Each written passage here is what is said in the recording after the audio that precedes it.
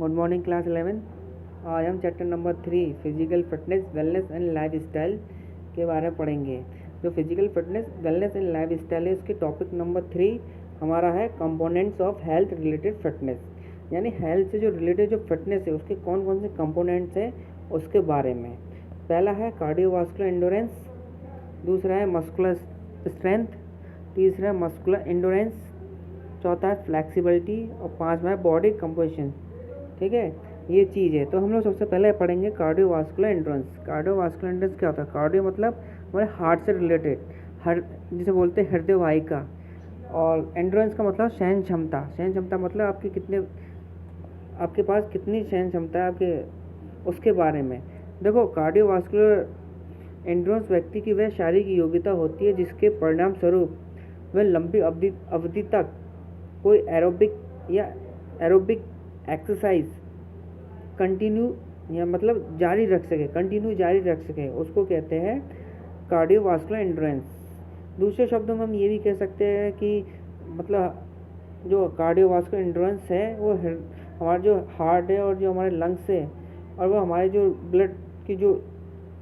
Blood circulation है उसके कार्य मांसपेशियों की जो ऑक्सीजन है वो ऑक्सीजन और पोषक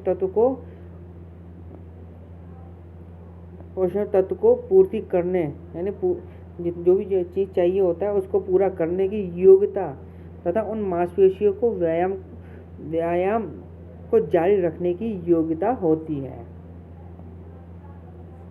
नेक्स्ट है हमारा मस्कुलर स्ट्रेंथ। मस्कुलर स्ट्रेंथ क्या होता है? हमारे मांसपेशी की शक्ति।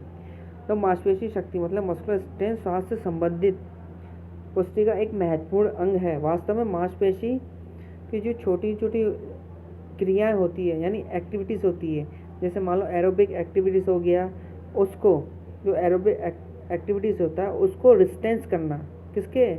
वर्क के विरुद्ध कार्य करने की योग्यता को मांसपेशी शक्ति कहा जाता है। मांसपेशीय शक्ति को इस प्रकार भी डेफिनेशन कर सकते हैं हम लोग।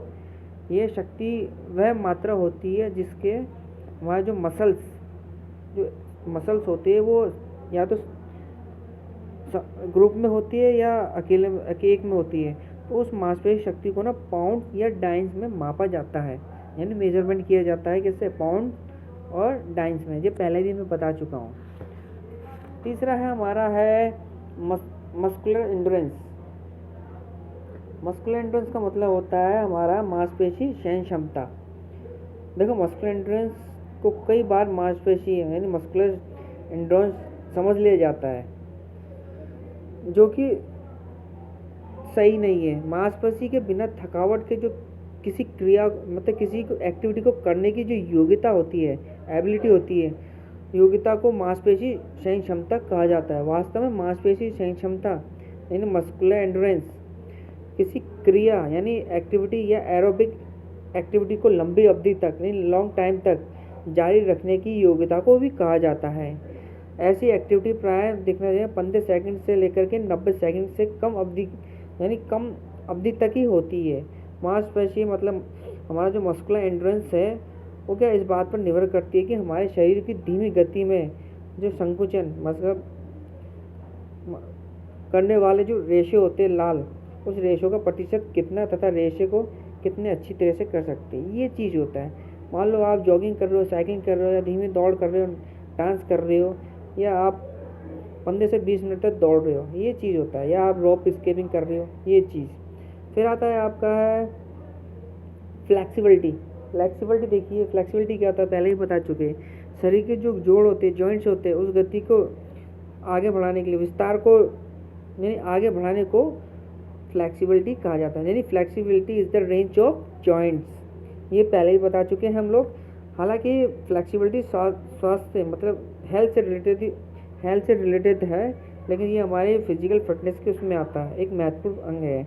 इसमें प्राय मांसपेशी शक्ति यानी हमारी जो मांसपेशी है, मसल्स पावर होती है, वह अपने क्या कार्डियोवास्कुलर एंड्योरेंस से कम महत्वपूर्ण माना गया है। फ्लेक्सिबल का होना भी सभी व्यक्तियों के लिए आवश्यक है, लेकिन फ्लेक्सिबल होने से व्यक्ति जो जटिल कार्य होता है, जो हार्ड वर्क होता है, वो हार्ड वर्क को आसानी से कर लेता है, ऐसा हमें प्राय देखने में आता है। फ्लेक्सिबिलिटी वाले व्यक्ति का पर्सनैलिटी आकर्षक होता है और शरीर से जो फ्लेक्सिबिलिटी से चोट लगने की संभावना कम हो जाती है। शरीर का आसन अच्छा होता है, यानी बॉडी पोस्चर और लचक होने से क्या होता है, फ्लेक्सिबल होने से हमारी पीठ का जो दर्द होता है वो कम होता है।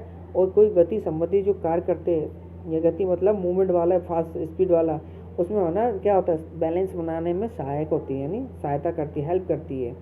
तो जॉइंट से भी बना रहता है ये चीज़ है। फिर आता है आप हमारा बॉडी कंपोजिशन, यानी शरीर की बनावट या शरीर का स्ट्रक्चर जिसे बोल सकते हैं, यानी बॉडी स्ट्रक्चर। बॉडी स्ट्रक्चर में भी स्वास्थ्य संबंधी हमारे फिजिकल फिटनेस में आता है। ये एक इम्पोर्टेंस कंपोनेंट्स होते हैं जो कि हमारे जो बॉडी कंपोजिशंस होता है वो शरीर में लीन बॉडी मास, अर्थात जो हमारे जो बोन्स होते हैं, अस्थियाँ और अस्थि बंधक होते हैं, और बहुत से टिश्यू होते हैं, अखंडा होता है, और जो मसल्स होते हैं, और हमारे पानी होता है, तथा अंगों में आदि की तुलना में जो फैट होता है वो फैट का भी प्रतिशत होता है। एक व्यक्ति से दूसरे व्यक्ति के शरीर में फैट की मात्रा या तो प्रतिशत में अलग अलग होता है, या पुरुषों में मतलब मेल में जो फैट की स्वास्थ्य मात्रा लगभग 15 से 18 होता है, जबकि जो फीमेल होता है उसमें फैट का जो प्रतिशत होता है 20 से लेकर 25 तक होता है। शरीर में फैट का स्वास्थ्य प्रतिशत को बनाए रखना भी नित्य आवश्यक होता है, क्योंकि शरीर की अतिरिक्त फैट आवश्यकता से अधिक प्रतिशत हो तो उसमें स्वास्थ्य संबंधी अनेक समस्या पैदा होती है, जैसे हार्ट से रिलेटेड या डायबिटीज़ आदि बीमारियां होती है। और अगर आप क्या कहते हैं, जो फैट है, जैसे मान लो अगर आप फैट को भी लेते हो तो आप जो फैट कम लेते हो, यानी एक लिमिट क्वांटिटीज में लेते हो, कि आपके जो फैट का जो बॉडी का होता है वो आपका बॉडी में अच्छा रहता है, जिससे कि आपके चोट लगने का भी खतरा कम रहता है।